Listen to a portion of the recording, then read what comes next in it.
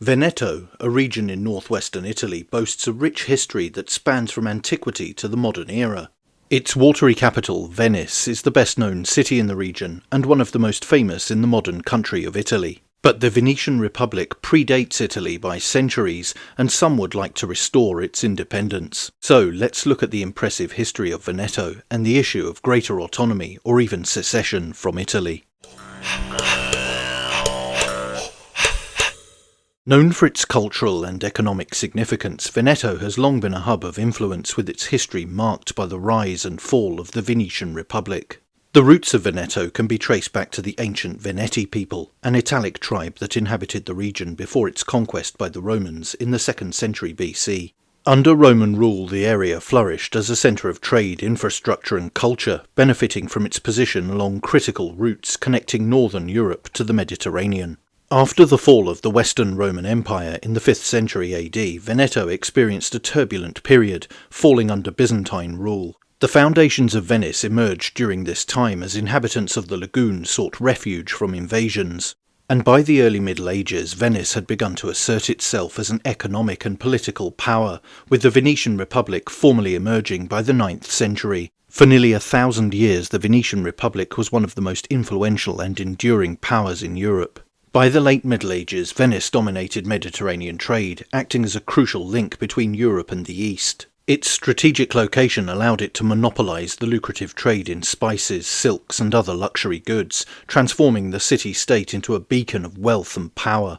The political system of the Venetian Republic was distinctive for its relative stability and early form of effective and complex republican governance. At its heart was the Doge, an elected leader who served for life. However, the Doge's power was carefully limited by a complex system of checks and balances. Authority was shared among various councils, including the Great Council, composed of Venice's aristocratic families, and the Senate, which oversaw foreign policy and trade. Despite this apparently enlightened electoral system, the feared Council of Ten functioned as a shadowy body that enforced state security and maintained internal control.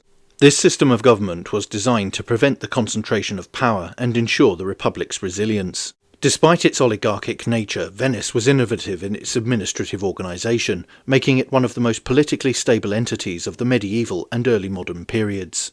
In an era of kings, it stood out as an example of a system that would flourish later in history. The Republic's maritime dominance extended across the Adriatic and the eastern Mediterranean, with its territories including Dalmatia, Crete and Cyprus.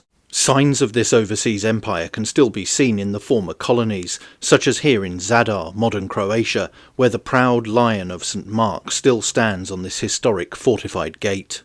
Culturally, Venice was a hub of the Renaissance, producing artistic and architectural masterpieces by figures such as Titian and Palladio. Its unique canals and palaces reflected the wealth and ingenuity of the Republic, solidifying its reputation as a marvel of European civilization. The Venetian Republic's decline began in the 17th century, as changing trade routes and the rise of other European powers, particularly Portugal and Spain, eroded its dominance. By 1797, Venice fell to Napoleon Bonaparte, marking the end of its independence. Under the Treaty of Campo Formio, the territory was ceded to Austria. After a brief period under Napoleonic rule, Veneto returned to Austrian control in 1815. The 19th century saw rising nationalist sentiment in Veneto, culminating in uprisings during the 1848 revolutions. These movements ultimately set the stage for Veneto's eventual incorporation into the Kingdom of Italy in 1866, following the Austro-Prussian War.